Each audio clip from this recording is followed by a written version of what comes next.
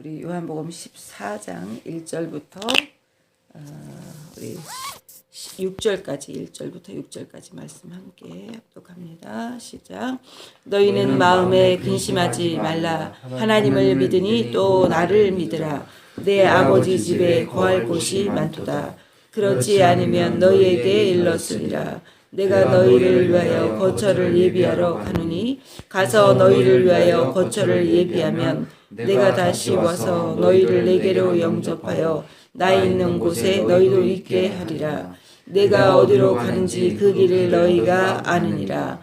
도마가 이르되 주여 주께서 어디로 가시는지 우리가 알지 못하오니 그 길을 어찌 알겠사옵나이까. 예수께서 이르시되 내가 곧 길이요 진리요 생명이니 나로 말미암지 않고 아버지께로 올 자가 없느니라. 다시 6절만요. 시작. 예수께서 이르시되 내가 곧 길이요 진리요 생명이니 나로 말미암지 않고는 아버지께로 올 자가 없느니라.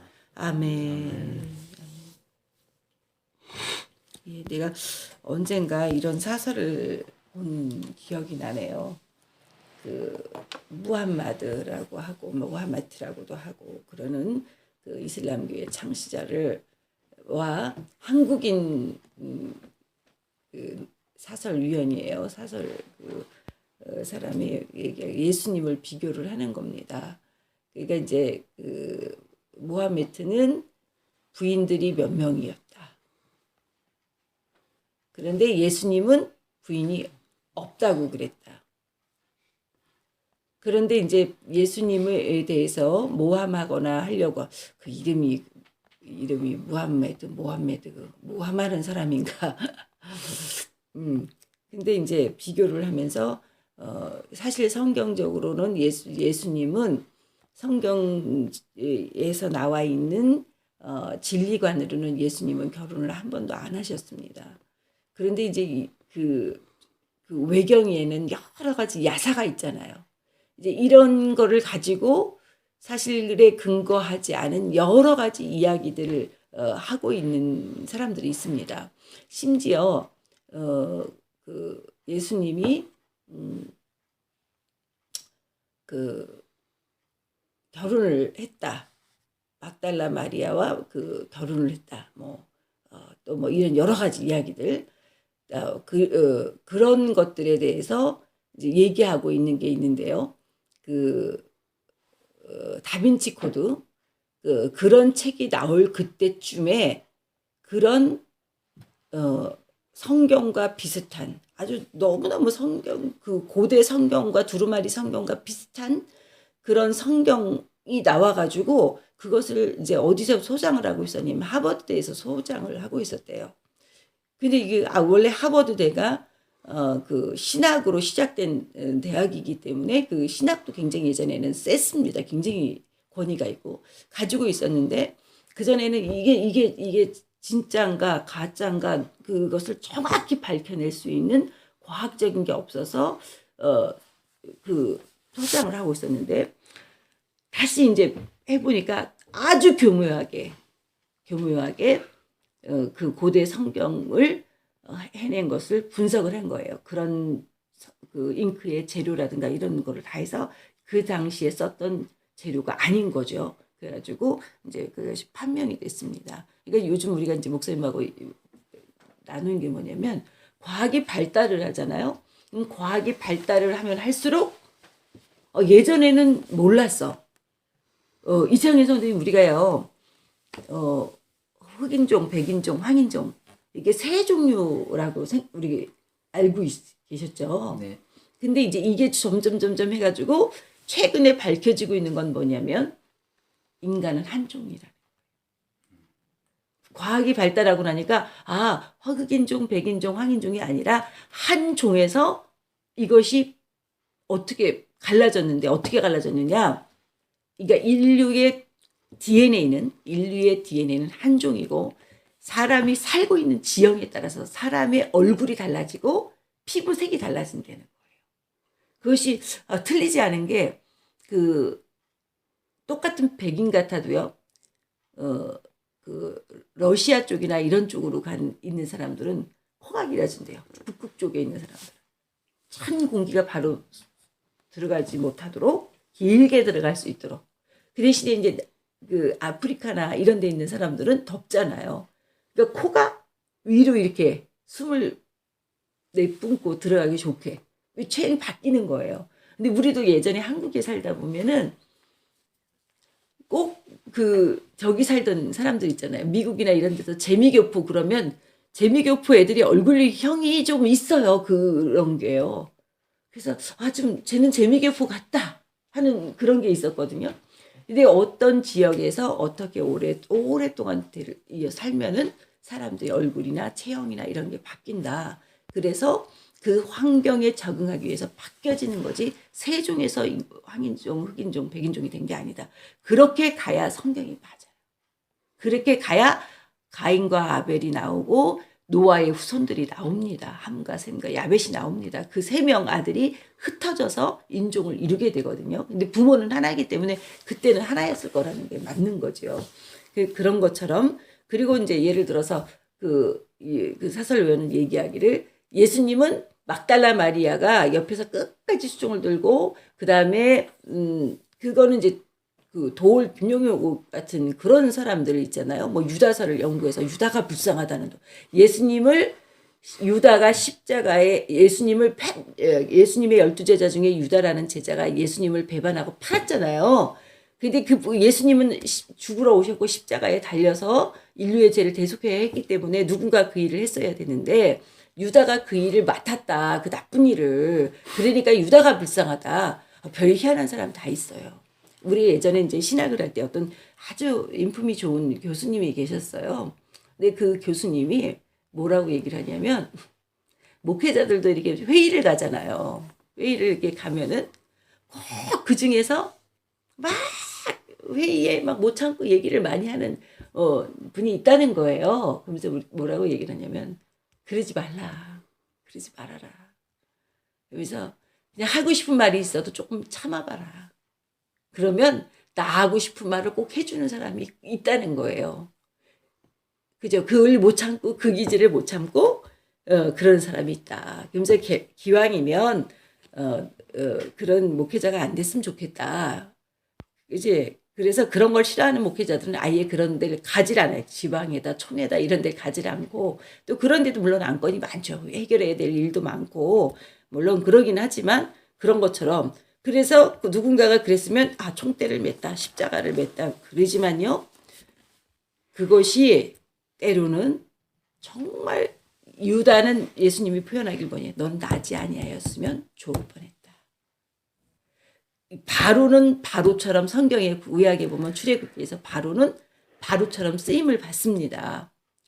근데 그 바로가 그러면 내가 아니었으면 10가지 재앙이 없었을 거 아니야. 나 때문에 하나님이 영광을 받으셨다. 그 역할을 바로를 통해서 할 수밖에 없었던 바로의 상태가 있잖아요. 그의 교만함, 그의 강팍함, 그의 우월감, 그의 권위에 대한 만족감 이런 것들이 그런 통로로 쓰임을 받는 거거든요. 그래서 우리도 이 땅을 살아가면서 하나님께 선의의 도구가 되어지는 거. 기왕이면 똑같이 12제자 중에서 베드로처럼 쓰임받으면 얼마나 좋아요. 사도 요한처럼 쓰임받으면 얼마나 좋은 일입니까. 그런데 예수님의 그 가시는 고난의 길에 예수님의 12제자 중에 한 명으로서 그 일을 했다는 건 가슴 아픈 일이죠. 그리고 결국에 딱 뭐예요? 사탄이 왜 가룟 유다가 왜 그 일을 했냐면 가룟 유다가 뭐에 관심이 많았냐면 다른 거에 관심이 많았어요. 예수님을 따라다니면서 예수님이 다니는 곳에 연보에 헌금 주머니에 관심이 많았어요. 그랬더니 그게 관심이 많은 게 뭐 때문에 관심이 많았냐면 가끔씩 가다가 지가 또 갔다가 썼대 마음대로. 그러니까 결국에 딴 데 관심이 있었잖아요. 따라다니면서요. 그러니까 그것이 뭐냐면 그가 그렇게 쓰임받을 통로가 그에게 있었던 거지. 그가 내가 누군가가 해야 되는데 이걸 누군가에게 맡기질 못해서 내가 이 일을 아니면 누군가가 또 일을 하고 버림받을까 봐 내가 있다. 이게 아니라는 거예요. 그리고 나서 그에게 귀신이 떠나가고 나니까 허전하고 허탈하고 공허하고 견딜 수 없어서 그는 나중에 그 돈, 예수님 판 돈 갖다 던지고 목매달아 죽었는데 나중에 떨어져서 창자가 터져서 죽었다. 이렇게 나오는 결말입니다. 우리가 은혜의 기왕이면요. 은혜에 미쳐 사는 게 행복해요. 은혜에 미쳐서. 아니 이 새벽에 나오는 거 이게 미친 거예요. 날씨 춥죠. 일은 빡세게 하고 오죠. 그죠? 근데 우리는 꼭 어디에 미쳐 살아요. 사람들은 돈에 미쳐 살든지 사랑에 미쳐 살든지 세상 하여간 뭐에 우리가 미쳐 살 때가 많고요. 그렇게 미쳐 살아야 또 잘 살아요. 근데 이제 아무것도 안 미치는 사람들 있잖아요. 이제 우울증 모드로 가는 거예요. 아 재미가 없다. 사랑할 것도 없다. 허무하다. 그래서 예를 들어서 이게 돌을 닦는 사람들 있잖아요. 어저께도 목사님 그렇게 얘기해서 죄송하니 그거에 아니라 이게 우리가 이창원 선생님이 그렇다는 게 아니고 우리가 이게 대체적으로 영적으로 이렇게 하다가요. 이게 극도의 자기 그 주님 말고요.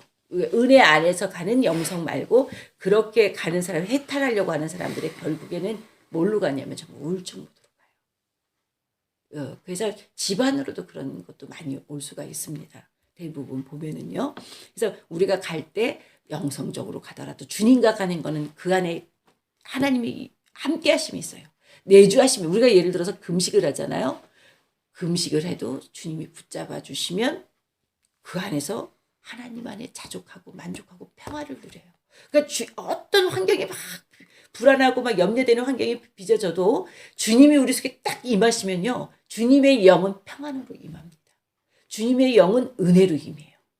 그러니까 그러니까 우리가 예배를 드리고 나면 은혜를 받았다. 그 은혜를 받은 그것은 뭐냐면 우리의 영혼에까지 임하는 성령의 역사하심, 내주하심, 그 안에 만족함, 자족함, 평안함, 고요함, 행복감 이것들이 다 주님 안에 있다는 거예요. 우리 이제 보배 전사님이 이게 세라를 데리고 자는데 밤에 항상 행복한 거를 한 가지씩 말을 찾아낸다는 거예요. 그거를 기도를 한다는 거예요. 그거를 오늘 있었던 것 중에 짜증나는 일이 많고 애들도 스트레스 받는 일이 다 있잖아요. 근데 이제 한 가지 하나님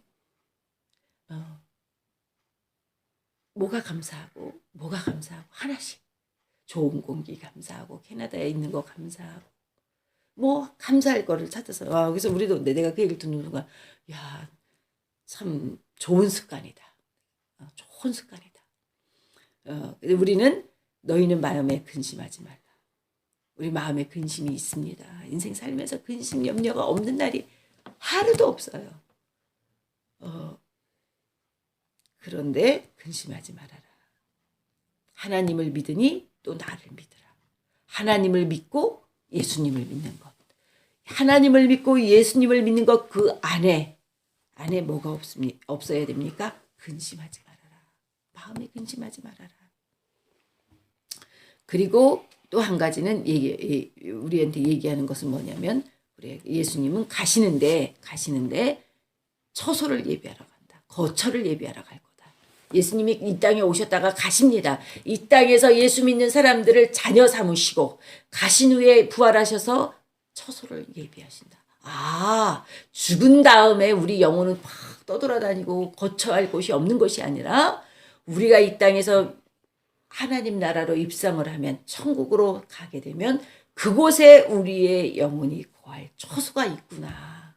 그날에도 거할 장막이 있구나. 집이 있구나. 그것을 준비하고 계시는구나. 그리고 다시 말씀하십니다.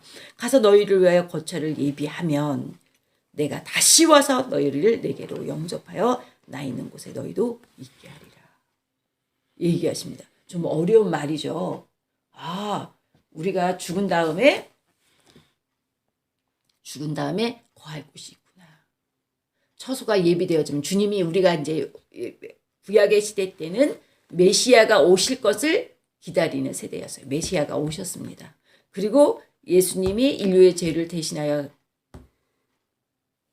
죽으시고 죄값을 청산하신 후에 영적으로 우리의 죄는 이제 사유해졌습니다. 그리고 예수님이 이제 부활하셨습니다.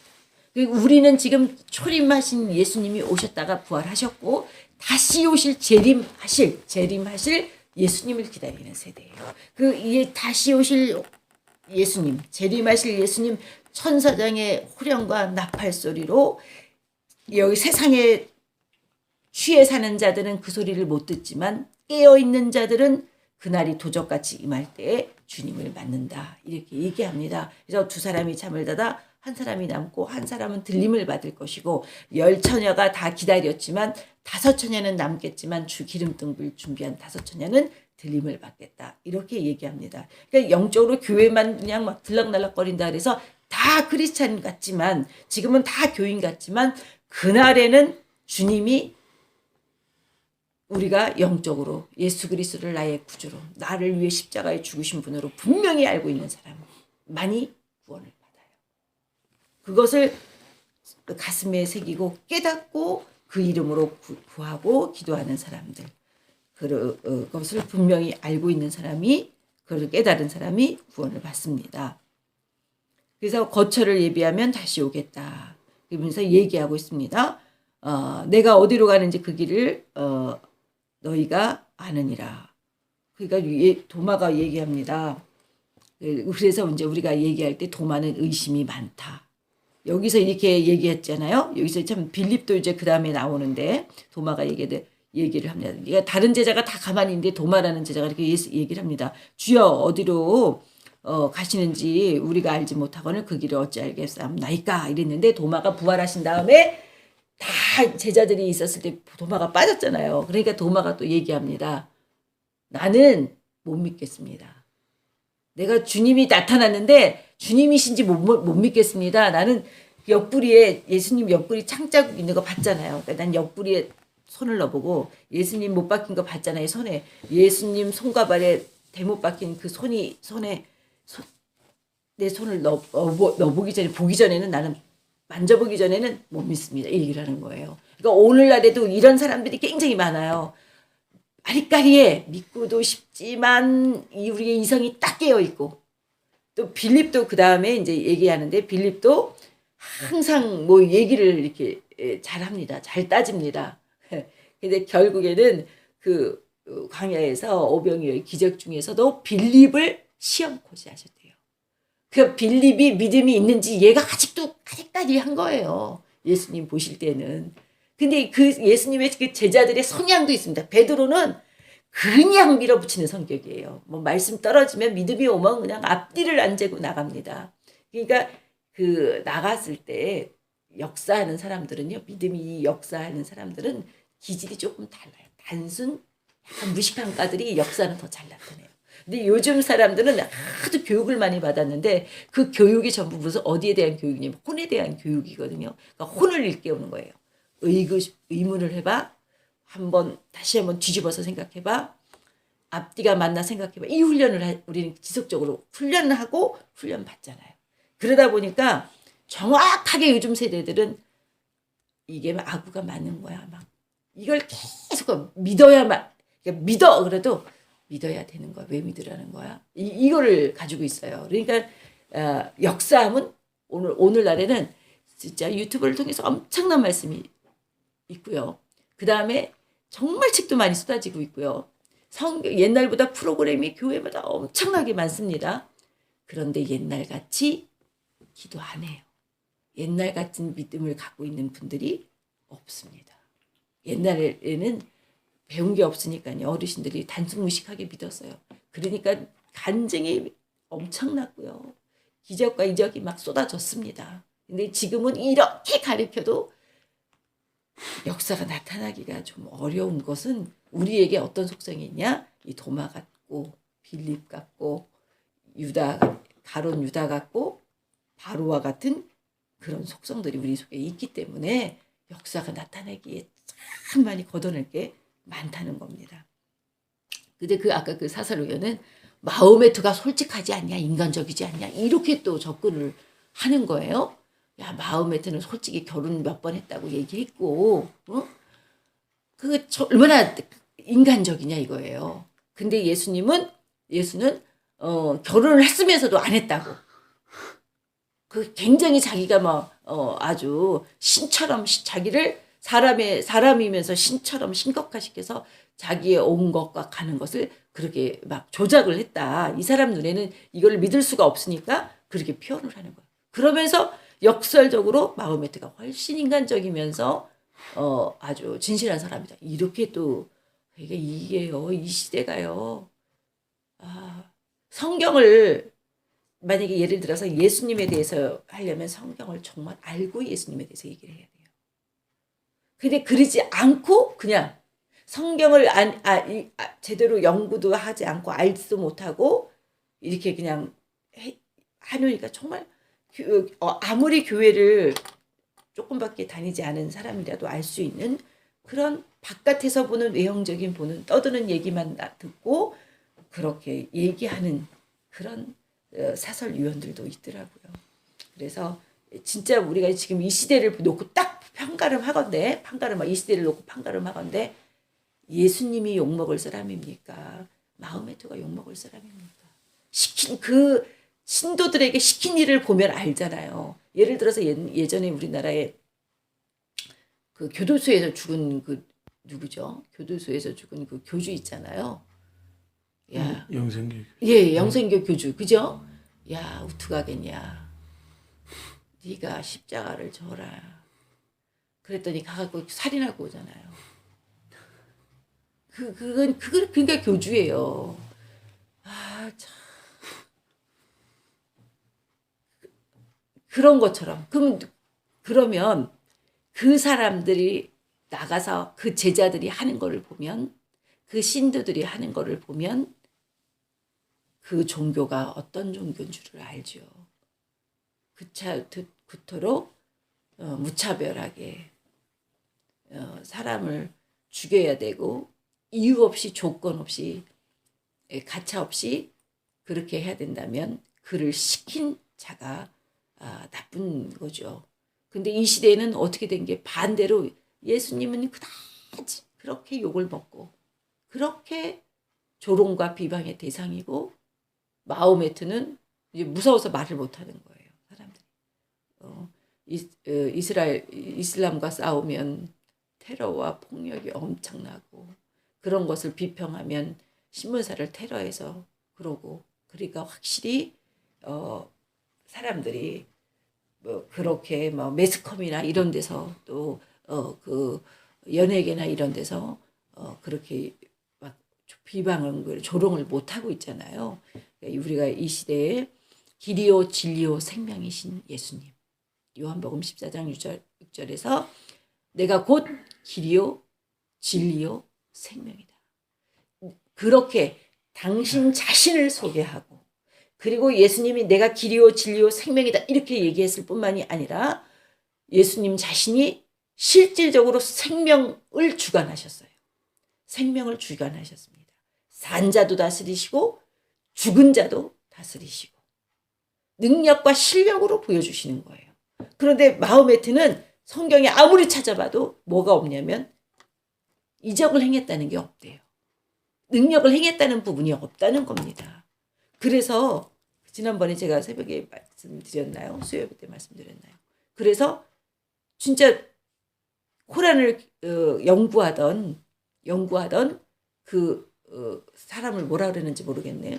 그 사람이 그걸 연구하다가 예수 믿는 사람이 돼버렸어요. 코란을 연구하다가 예수님은 성경에 24번이 언급되고 사실 모하메트는 몇 번 언급이 안 된대요. 그리고 그의 생애를 놓고 보건대 이적과 기적을 베푼 적이 한 번도 없는데 초자연적인 코란에도 예수님의 사건이 나오는데 그와 같은 역사가 있다는 거예요.